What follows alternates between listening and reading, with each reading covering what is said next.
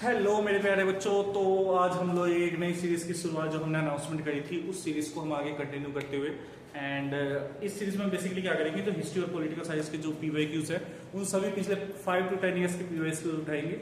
उसमें हम दो वीडियोस बनाएंगे हर पीवाईक्यूज, एक जो एमसीक्यूज को एक्सप्लेन कर रहा होगा और दूसरा जो वीडियो होगा जो जिसके अंदर हम लोग क्या बनाएंगे, जितने भी सब्जेक्टिव क्वेश्चन है उन सब चीजों को उठाएंगे। ठीक है, फिर एट द एंड बाद में हम सारे मैथ्स के क्वेश्चन को कंपाइल कर देंगे, फिर उसमें हम डिस्कस करेंगे। तो इस वाले में हम लास्ट ईयर जो अभी 2026 में अभी जो रिसेंट में मार्च में पेपर हुआ है उसके बारे में डिस्कशन करेंगे और इसमें हम सारे जितने भी अलग अलग रीजन्स में जो पेपर्स हुए उन सारे पेपर्स को हम डिस्कस करेंगे। ठीक है, सेक्शन वाइज करेंगे। अभी सिर्फ एमसीक्यू करेंगे। एमसीक्यूज करने के बाद हम जो नेक्स्ट वीडियो बनाएंगे बेटा, उस नेक्स्ट वीडियो में हम लोग क्या करेंगे, अलग सेक्शन को उठाएंगे। अब ये वाला क्वेश्चन देखा जाए, फर्स्ट क्वेश्चन आपका ये है, आपको पता है कि हिस्ट्री में दे रहा है total how many MCQs, 21 MCQs होते हैं। कितने एमसीक्यूज होते हैं? 21। तो किसी भी बच्चे को 100 आउट ऑफ 100 लेके आना है तो it's must that they should score a good marks and all they should do all the correct questions in the MCQs. For that particular purpose MCQs करने का एक ही तरीका अच्छा होता है क्या, कि आपको रीडिंग पे फोकस करना है। जितना ज्यादा आप रीडिंग अच्छे से करोगे अल्टीमेटली आपके आंसर्स ज्यादा इंप्रूव होते चले जाएंगे और आपके chance of getting wrong answer will be reduced. So the first question is which statement about the Harappan economy are correct? कौन सी स्टेटमेंट इनमें से जो हड़प्पन इकोनॉमी के बारे में करेक्ट है? सबसे पहला, urban centres provide remain for organised craft production, ultimately सही है। Use of iron tool for agriculture was common, no, at that time iron tool was not there. Evidences of seal indicates the long distance trade, ultimately तुम्हें पता है seal क्या होता है? Seal एक type का स्टैंप होता था ना। अगर जो मैं ट्रेडर हूं तो मैं सील क्या करूंगा, उसके ऊपर स्टैंप मार दूंगा तो कहीं भी जाएगा तो पता चल जाएगा कि ये कहां से आता है, ये कहीं और से कोई और राजा जो है वो खरीदता है। स्टैंडर्डाइज्ड वेट था उस टाइम के जमाने में जो क्या करता था, रेगुलेटेड ट्रेड एंड कॉन्ट्रैक्ट। सो कौन कौन सा स्टेटमेंट सही है? पहला, तीसरा और चौथा। तो first 3 and 4, so C option is your correct answer. Clear?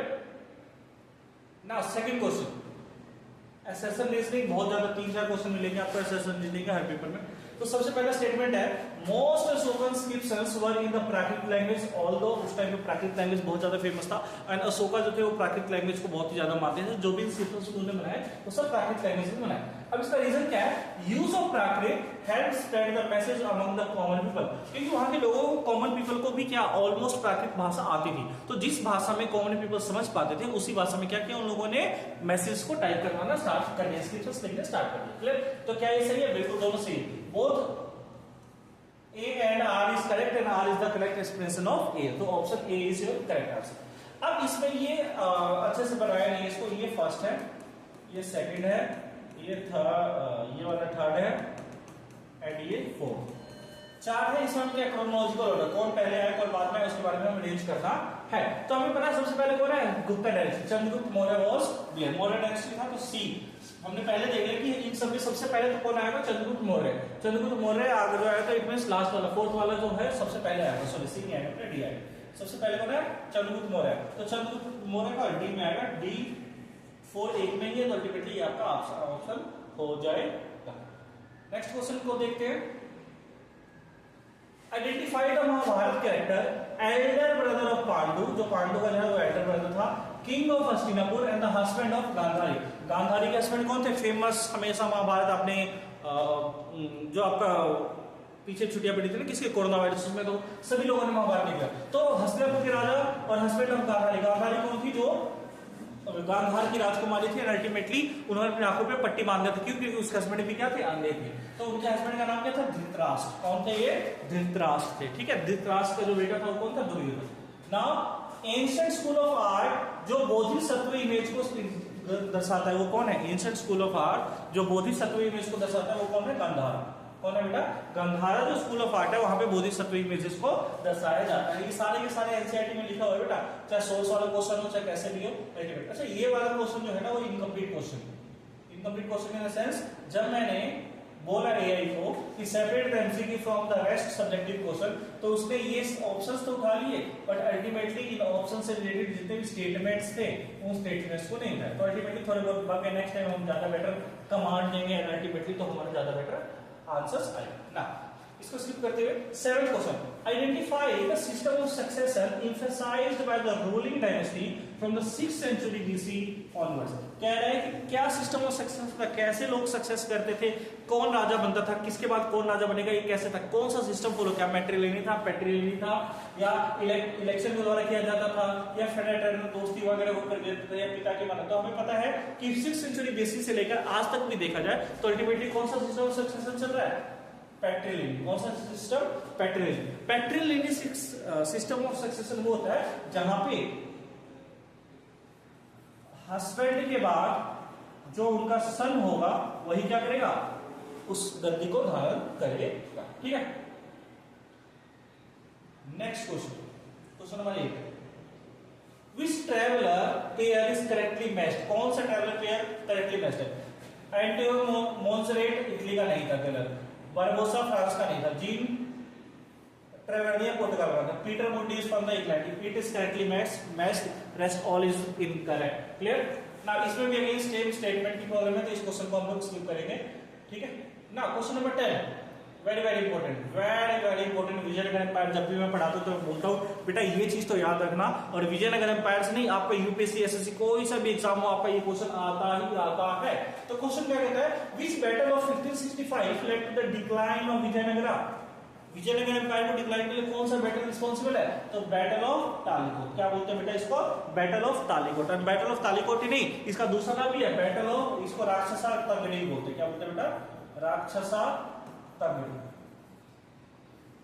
राक्षसा तगड़ी बोलते हैं, और बैटल ऑफ तालिकोट। इसके बाद विजयनगर एम्पायर जो था वो कंप्लीटली हरिहर बुक्का ने जो विजयनगर एम्पायर की शुरुआत की थी वो कंप्लीटली क्या होने लगा था, डिक्लाइन स्टेट में चला गया था। Now next question, the Sahanahar canal in the Punjab was repaired during whose reign? ये जो कैनाल था वो पंजाब में किसके रीजन में द्वारा रिपेयर करवाया गया था, तो it was been repaired by the Akbar. किसके द्वारा रिपेयर करवाया गया था, अकबर के द्वारा रिपेयर करवाया गया था। Now next question, which type of land was cultivated every year without leaving it fallow during the Akbar reign? कौन सा जो था जिसको हर साल कल्टीवेट करते थे, जो हर साल कल्टीवेट करते थे उसको क्या बोलते थे, पोलज। क्या बोलते थे बेटा, पोलज। परती क्या होता है, जो पिछले एक साल से क्या है, अनकल्टीवेटेड है। जो एक साल से अनकल्टीवेटेड है उसको हम क्या बोलते हैं, परती। बंजर कौन होता है, जो जिसपे कल्टीवेशन पॉसिबल है ही नहीं, जिसपे हम कल्टीवेशन पॉसिबल है ही नहीं, उसको हम क्या बोलते हैं, बंजर। तो पोलर इज अ लैंड जिसको हम हर साल क्या करते हैं, हर साल हम उसको क्या करते हैं, ग्रो करवाते हैं, कल्टीवेशन करते हैं। ठीक है ना, नेक्स्ट सूफी टीचर के बारे में ऑड वन आउट निकालना है हमें। तो ऑड वन आउट में देखा जाए तो शेख निजामुद्दीन औलिया का दरगाह आगरा में नहीं है, it is very wrong statement.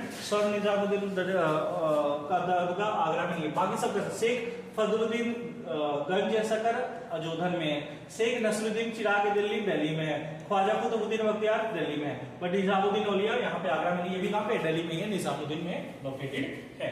इसमें भी किताबुल हिंद के बारे में स्टेटमेंट है, वो अगेन रॉन्ग नहीं रखा है, तो अल्टीमेटली नेक्स्ट टाइम इसको हम पूरा करेक्ट करेंगे, so don't worry for the same. Now who introduced the permanent settlement in Bengal. Permanent settlement को इंग्लिश में क्या बोलते हैं, हिंदी में क्या बोलते हैं, जमींदारी प्रथा। क्या बोलते हैं बेटा, जमींदारी। तो जमींदारी प्रथा की शुरुआत किसने करी, मैंने करी, तुमने करी, किसने करी, तो जमींदारी प्रथा की शुरुआत चार्ल्स कॉर्नवालिस ने करी। किसने करी बेटा, चार्ल्स कॉर्नवालिस ने जमींदारी प्रथा की शुरुआत करी। ना which was not a major center of revolt of 1857। देखो हर जगह ऑलमोस्ट लड़ाई झगड़ा हुआ था, दिल्ली, झांसी, आरा, हर जगह। बॉम्बे वाज अ प्लेस जहां पे लड़ाई झगड़ा बहुत ही कम होता, तो Bombay is your answer. Delhi में तो अल्टीमेटली सेंटर ही था उस टाइम पे, जो मुगल के जो लास्ट एम्परर थे वो दिल्ली पे सीट पे, झांसी में रानी लक्ष्मीबाई, आरा में वो हमारे वो थे राजा कुंवर सिंह थे। ठीक है, बॉम्बे वाज अ प्लेस जहां से कोई भी लड़ाई झगड़ा नहीं कर रहा था। क्लियर ना, ये बहुत इंपॉर्टेंट क्वेश्चन है, सी दिस क्वेश्चन, अरे इंटरेस्टिंगली और इंपॉर्टेंटली। क्वेश्चन क्या कहता है, बिपिन चंद्र पाल जो थे वो कहां से बिलोंग करते थे, बंगाल से। तो लाला लाजपत राय कहां से बिलोंग करेंगे, तो अल्टीमेटली सही, ये भी कोई पूछने की बात है, ये तो पंजाब से बिलोंग करते। कहां से बिलोंग करते बेटा, पंजाब से बिलोंग करते हैं। Clear.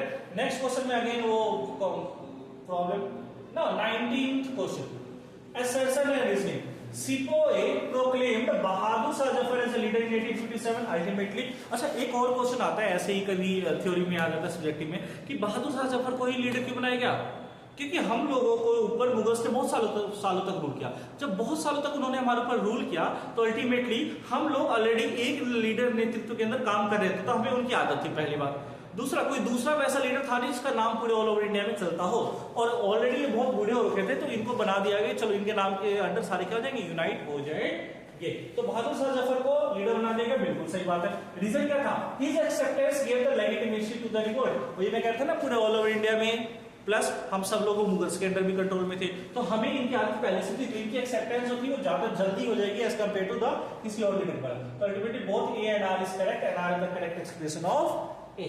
Clear? Now next question, second last question, उसके बाद लास्ट क्वेश्चन कर देंगे। Identify the 19th century Indian social reformer describe. 19th century का इंडियन सोशल रिफॉर्मर कौन थे? एमजी रानडे। कौन थे बेटा? एमजी रानडे। आप ज्योतिबा फुले भी हो सकता है सर, क्वेश्चन इस पे भी आ सकता है कि हाँ Jyotiba Phule was also leader, but it is subject to discussion, we will discuss this और later on. M G Ranade was your answer. Now Deccan riot commission report was presented to the parliament in 1878। तो देखो 1870 इसको करने का एक आसान तरीका, 1878 में इंडिया की बात हो रही थी, डेक्कन, डेक्कन कहां पे? इंडिया में। इंडिया में क्या उस टाइम कोई पार्लियामेंट था? नहीं। इंडिया के ऊपर रूल कौन कर रहा था? ब्रिटिश रूल कर रहा था। तो जब ब्रिटिश वगैरह रूल इंडिया के ऊपर करते तो कौन सा पार्लियामेंट में प्रेजेंट होगा? तो ब्रिटिश पार्लियामेंट में इसको प्रेजेंट किया जाएगा। तो कॉमन सेंस का क्वेश्चन था, कुछ ज्यादा कुछ था नहीं इसके अंदर। देखो बेटा, इसमें हो सकता है कई सारे ऑप्शंस गलत हो, आपको गलत लग रहे हो, no doubt at all, we are human beings, we can make mistakes. Next time will come with the more proof and the perfect manner, and ultimately क्या हो जाएगा, हम लोग इसको ज्यादा बेटर तरीके से करेंगे। So wait for the next video and ultimately will meet with the next video. Thank you so much.